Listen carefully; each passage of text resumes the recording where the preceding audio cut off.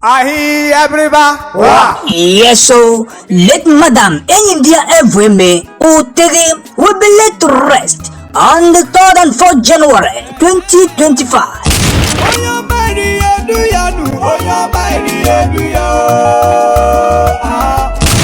Yes, so Onyobairi Eduya, I, Chief IYKE EGWU EME, GADDAFI, ISHI AGHOMGBO, with the entire IKUNEMUBI Ajaka of Abiriba, announce the call to glory of our beloved mother. Let Madam India AGHOMGBO EME Oteri Ezinem Mafia Mubi Mwamio Boma Mabi Kuyameze Mame Abiriba.